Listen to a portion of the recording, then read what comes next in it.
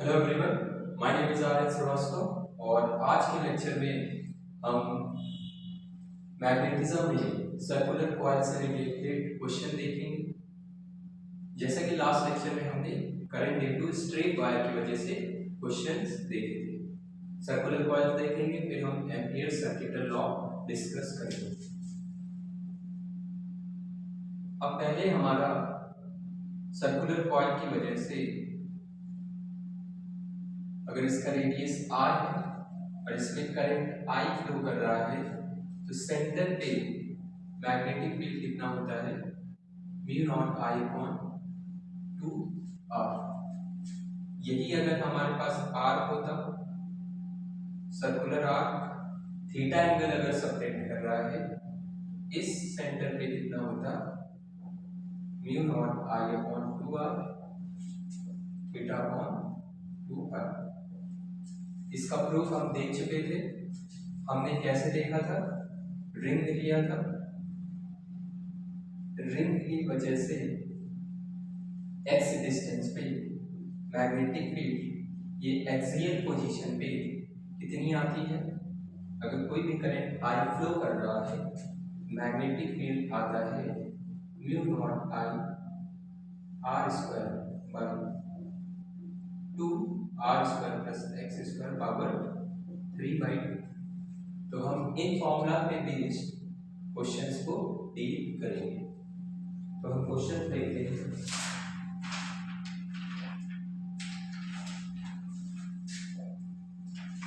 पहला क्वेश्चन है हमारे पास,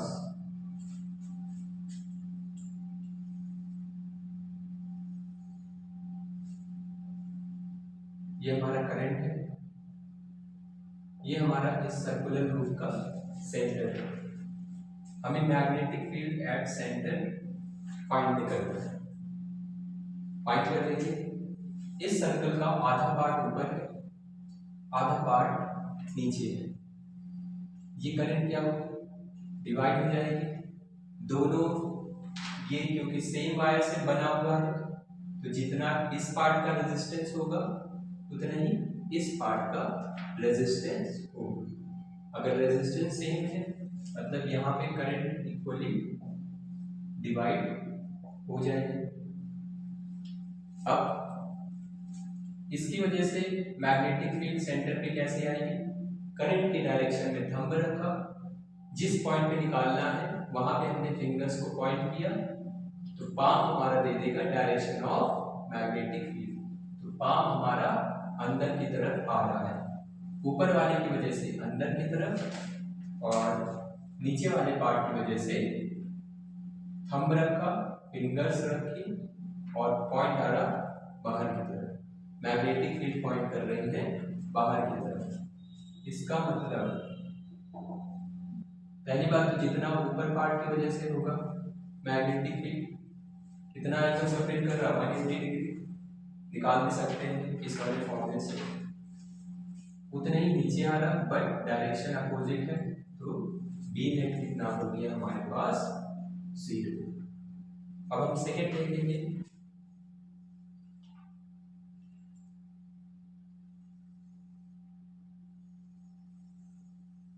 ये कॉइल है C1 और ये कॉइल है C2। C1 का रेडियस हमें गिवन है 5 सेंटीमीटर और नंबर ऑफ टर्न्स हैं 50 टर्न्स। C2 हमारा जो कॉइल है, कॉइल हमारा क्या होता है, सर्कुलर लूप हमारे मल्टीपल टाइम्स वाइंडेड है। रेडियस हमारा गिवन है 10 सेंटीमीटर, N2 हमारा गिवन है 100। अब बोला गया है ये दोनों कॉइल्स को एक्सियली रखी हुई है। को एक्सियली का मतलब इनका सेंटर सेम है,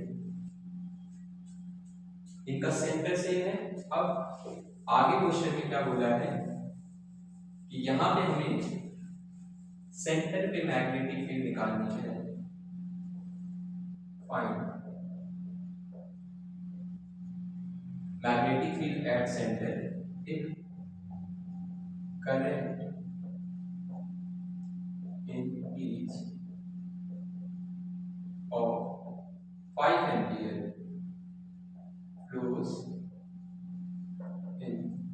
पहला पार्ट है इसका सेम डायरेक्शन,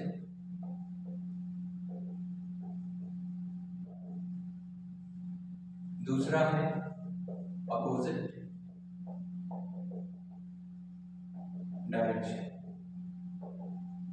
अब क्वेश्चन में हमें क्या गिवन है, हमारे पास दो कॉइल्स हैं, उनमें नंबर ऑफ टर्न्स गिवन है, तो जितना एक की वजह से मैग्नेटिक फील्ड होगा, नंबर ऑफ टर्न्स से हम उसको मल्टीप्लाई कर देंगे, तो हमारा मैग्नेटिक फील्ड हमारा उस कॉइल का आ जाएगा। पहले देखते हैं करंट दोनों में सेम है और दोनों सेम डायरेक्शन में। सपोज यहाँ पे भी आई करंट और यहाँ पे भी सेम डायरेक्शन में करंट, ये हमारा सेंटर है, इसकी वजह से मैग्नेटिक फील्ड अंदर की तरफ बी नेट आएगा हमारे पास B1, इस वाले पार्ट की वजह से B1, इस वाले पार्ट की वजह से अब रेडियस ज्यादा है, इसकी वजह से मैग्नेटिक फील्ड अलग आएगा, क्योंकि मैग्नेटिक फील्ड का फॉर्मूला हमने सर्कुलर लूप के लिए क्या देखा था, म्यू नॉट आई अपॉन 2r, रेडियस अलग है तो मैग्नेटिक फील्ड चेंज हो जाएगा, बट पॉइंट दोनों अंदर की तरफ कर रहे हैं, तो B1 प्लस B2, तो म्यू नॉट आई अपॉन 2 को हम कॉमन ले सकते हैं, अंदर क्या बचेगा 1/r1, ये था 5 सेंटीमीटर और ये था 10 सेंटीमीटर, 5 × 10⁻² प्लस 1/10 × 10⁻²। इसका डायरेक्शन लिख देते हैं क्रॉस इनटू दी प्लेन। दूसरा हम देखते हैं जब अपोजिट डायरेक्शन में, इसी डायग्राम को हम बनाएंगे, या तो यहां पे देख लेते हैं, अगर करंट अपोजिट डायरेक्शन में होगा तो हमारा मैग्नेटिक फील्ड का डायरेक्शन सेंटर पे कैसा हो जाएगा, अपोजिट हो जाएगा। सपोज यहाँ पे करंट आई, यहाँ पे दूसरे डायरेक्शन में करंट है, ये हमारा 5, ये हमारा 10 सेंटीमीटर, इसकी वजह से मैग्नेटिक फील्ड अंदर की तरफ, तो B1 आ रहा म्यू नॉट आई अपॉन 2, r कितना 5 × 10⁻², और B2 कितना आ रहा, इसकी वजह से ऊपर की तरफ, ये करंट की डायरेक्शन और ये पॉइंट, तो हमारा मैग्नेटिक फील्ड ऊपर की तरफ, ये हमारा इनसाइड है, म्यू नॉट आई अपॉन 2 10 × 10⁻², ये है आउटसाइड। अब यहाँ पे नेट मैग्नेटिक फील्ड किस डायरेक्शन में होगी, जिसका मैग्नीट्यूड ज्यादा होगा, यहाँ पे किसका मैग्नीट्यूड ज्यादा होगा, जिसकी नीचे वाली वैल्यू कम होगी, 2 5 10 2 10 20, इस ऊपर वाले की वैल्यू कम है, मतलब यहाँ पे मैग्नेटिक फील्ड B1 की वजह से ज्यादा होगी, मतलब इनसाइड पॉइंट करेगा, B1 माइनस B2 लिख सकते हैं, और कैसा आ गया हमारे पास इनसाइड। इसको आसानी से हम सॉल्व कर सकते हैं, कितना आएगा म्यू नॉट आई अपॉन 2, 10⁻² को कॉमन ले सकते हैं, अंदर बचेगा 1/5 माइनस 1/10, ये है हमारा आंसर। नेक्स्ट देखिए,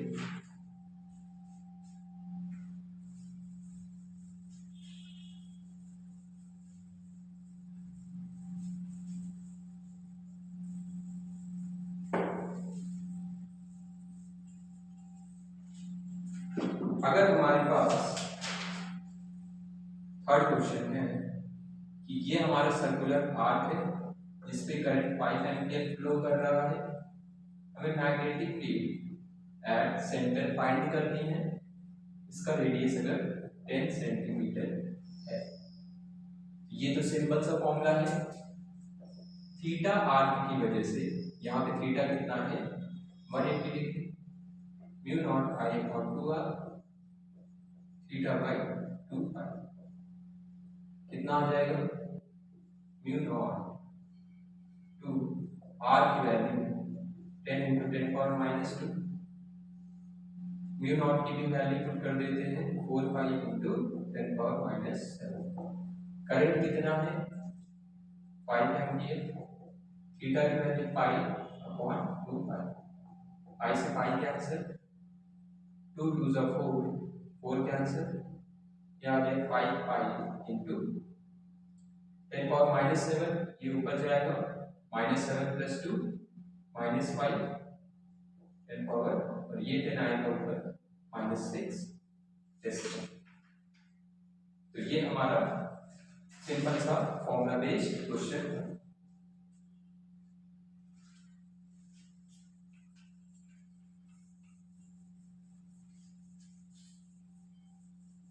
अब हम एक इंपॉर्टेंट क्वेश्चन देखेंगे।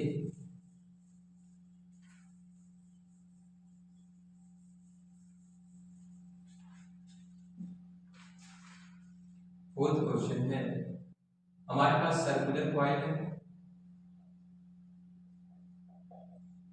जिसका रेडियस हमें गिवन है 10 सेंटीमीटर और जिसमें करंट फ्लो कर रहा है 2 एम्पीयर। हमें फाइंड करना है, इसमें हमें नंबर ऑफ टर्न्स भी गिवन है।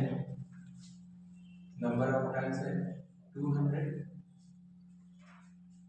Find magnetic field at centre. First. Second है हमारा at what distance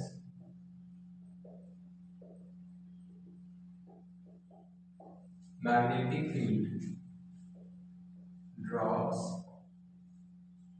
to half of its value at center। और हमें क्यूब रूट ऑफ 4 की वैल्यू गिवन है 1.587। तो हमारे पास सर्कुलर कॉइल है जिसपे नंबर ऑफ टर्न्स हमारे गिवन है 2000। ये हमारा कॉइल सर्कुलर लूप है। उसी तरह यहाँ पे मल्टीपल सर्कुलर लूप बना दिए, हमारा क्या बन गया कॉइल। इसका रेडियस हमें गिवन है 10 सेंटीमीटर। इस पे करंट भी हमें गिवन है। पहला हमें फाइंड करना magnetic field at centre. Centre पे तो सिंपल आएगा म्यू नॉट आई अपॉन 2r। एक सर्कुलर लूप की वजह से n लूप है तो n से मल्टीप्लाई। म्यू नॉट का value 4 pi into 10⁻⁷, 2 into radius का वैल्यू 10 सेंटीमीटर हमें गिवन है तो 10 इंटू 10⁻⁻²। करंट हमारा कितना है 2 एम्पीयर। Number of turns 200। यहाँ से सॉल्व करेंगे, 2 से 2 कैंसिल, 4 2 जा 8 पाई इंटू 10⁻⁷ +2 -1 कितना आ गया हमारे पास 8 पाई इंटू -7 -8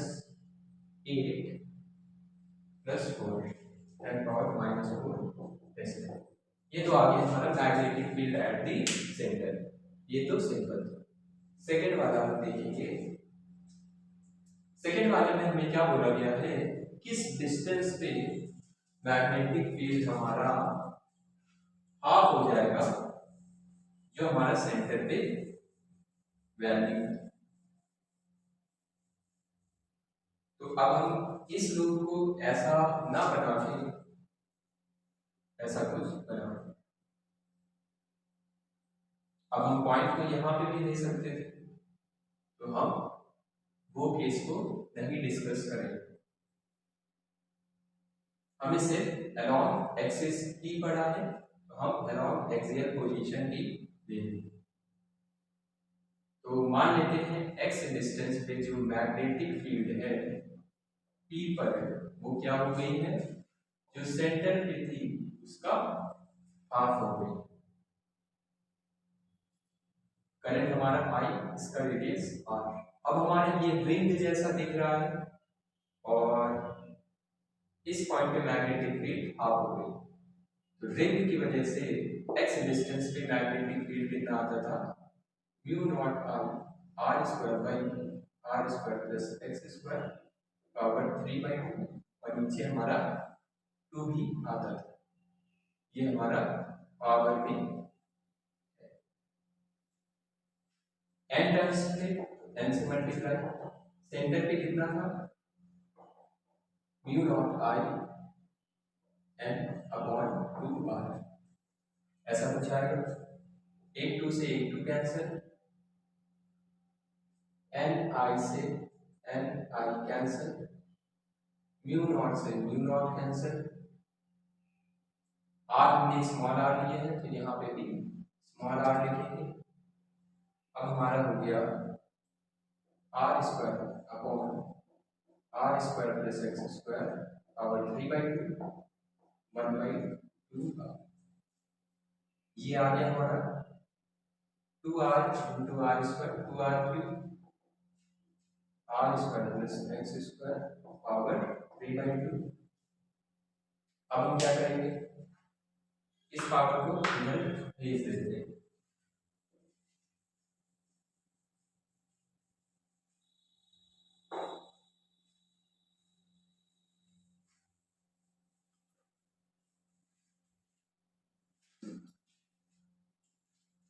यहाँ पे हमारा क्या आ जाएगा, पावर को अगर उधर भेजेंगे तो 2r cube power 2/3 equal to R square plus x square, power हमारा इनवर्स हो जाएगा। अब ये हो गया हमारे पास 2 पावर 2/3 इंटू आर की पावर 3 इंटू 2/3, तो 3 से 3 कैंसिल हो जाएगा, आर की क्या बचेगा R square plus x square. 2 की पावर 2/3 को क्या लिख सकते हैं, 2 स्क्वायर 1/3 आर स्क्वायर को इधर ले आते हैं एक्स स्क्वायर, ये हमारा हो गया 4 की power 1/3 minus 1 R square x square. अब 4 पावर 1/3 की हमने वैल्यू बोली गई थी 1.58 R square x square. Radius हमारा कितना मिलेगा, रेडियस हमारा 10 सेंटीमीटर, ये आ जाएगा 0.58 इंटू 10 पावर -2 का होल स्क्वायर एक्स स्क्वायर, ये आएगा हमारे पास, इसका मतलब एक्स की वैल्यू आ गई रूट ऑफ दिस, ये आएगा 10 पावर -1 का whole square, root of 0.58 into 10 power -1, ये आ गया हमारा एक्स का वैल्यू। तो इस डिस्टेंस पे मैग्नेटिक फील्ड कितना आएगा, जो सेंटर का था उसका हाफ।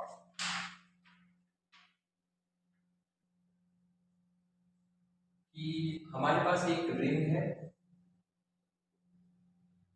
इसका सेंटर है, इस पे जो चार्ज है वो यूनिफॉर्मली डिस्ट्रीब्यूटेड है, और चार्ज की वैल्यू है 3.14 इंटू 10 पावर -6 कूलम। इसका रेडियस है हमारे पास 20 सेंटीमीटर, और हम क्या कर रहे हैं, इसे रोटेट कर रहे हैं, इसके सेंटर के अबाउट इसे रोटेट कर रहे हैं। तो ओमेगा है हमारे पास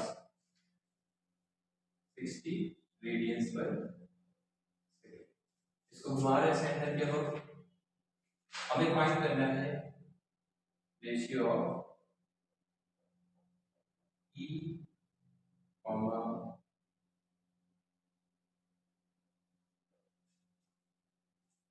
electric field and magnetic field का हमें रेशियो फाइंड करना है। A point on axis at a distance of 5 centimeter from center. Question में हमें क्या फाइंड करना है, ए एंड बी का ratio at a point on the axis, ये हमारा एक्सिस है, at a distance of 5 centimetre from the centre, ये हमारा सेंटर और ये पॉइंट हमारे कितनी दूर है 5 सेंटीमीटर। मतलब हमारा जो x का वैल्यू है वो हमें 5 सेंटीमीटर गिवन है, रेडियस हमारा 20 है, बाकी सब वैल्यू हम ऊपर से यूज कर देंगे। ये हमारा रेडियस। इस P पॉइंट पे इलेक्ट्रिक फील्ड एक्सियल पोजीशन पे होता है हमारे पास KQX by R square plus X square power 3/2, और मैग्नेटिक फील्ड के लिए होता है हमारे पास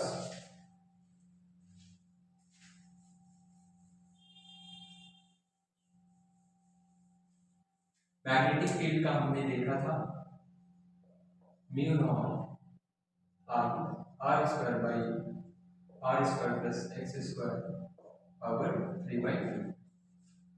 अब हम क्या करेंगे, ई अपॉन बी का रेशियो फाइंड करना है, कितना आ जाएगा, ये नीचे वाला तो कैंसिल हो जाएगा, K q x upon mu naught by R square, K की वैल्यू 9 इंटू 10⁻9, ये हमारा होता है 1/4 पाई उसकी वैल्यू 9 इंटू 10⁻9, और चार्ज हमें कितना गिवन है 3.14 इंटू 10⁻⁻6, और x हमारा गिवन है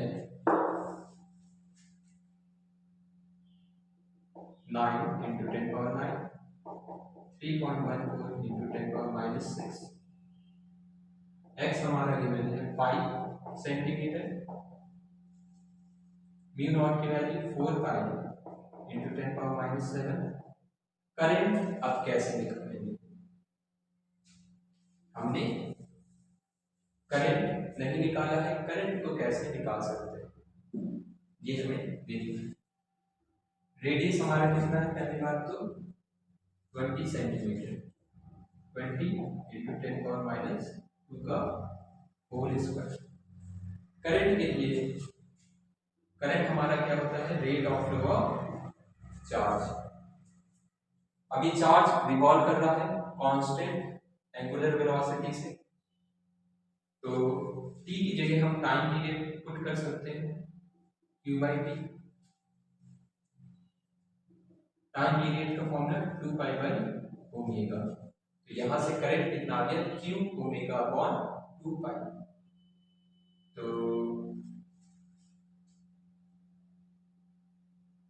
यहां से अगर वैल्यू देखें कितना आ जाएगा, करंट की वैल्यू को Q था हमारे पास 3.14 इंटू 10⁻⁻6, ओमेगा है हमारे पास 60 अपॉन 2 पाई, पाई से 3.14 कैंसिल, 2 3 जा 6, 30 इंटू 10⁻⁻6 एम्पीयर, ये हमारा आया है करंट। इस करंट की वैल्यू को हम पुट कर देंगे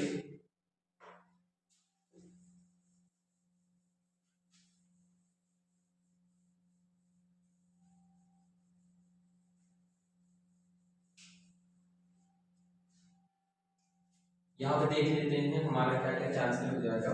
एक काम करते हैं, नंबर्स एक तरफ ले आते हैं, 9 इंटू 3.14 से ये पाई कैंसिल हो जाएगा, 9 इंटू 5 इंटू अपॉन में बचेगा 4 इंटू, ये हो जाएगा 2 का स्क्वायर 4,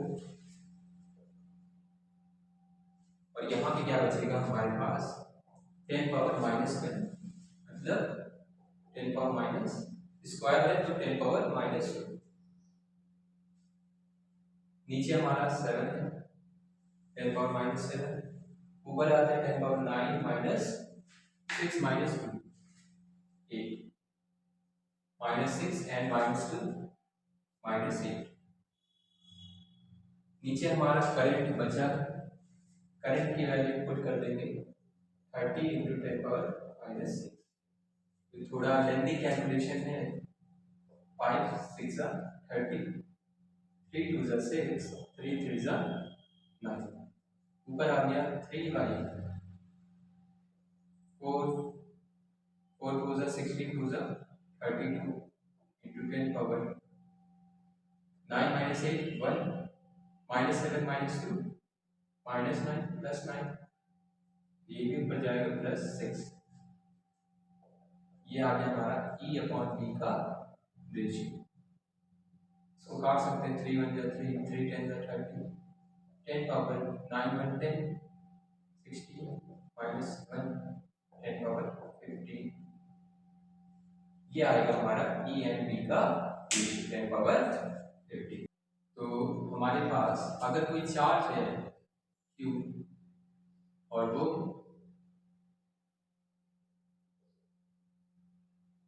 सेंटर के अबाउट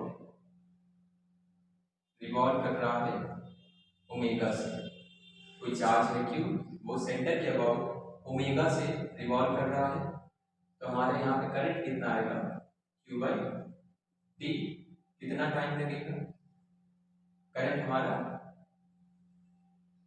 जब ये चार्ज यहाँ से पास करेगा तो टाइम पीरियड आएगा कैपिटल T। इसको लिख सकते हैं 2π/ओमेगा। अब इस करंट की वजह से मैग्नेटिक फील्ड आएगा सेंटर पे, तो मैग्नेटिक फील्ड एट सेंटर कितना आ जाएगा μ0I/2r, जो भी इसका रेडियस होगा कैपिटल R। तो हम यहाँ पे आसानी से करंट का वैल्यू पुट कर सकते हैं Q⍵/2r। तो ये याद रखने की जरूरत नहीं है, हमें बस ये पता होना चाहिए।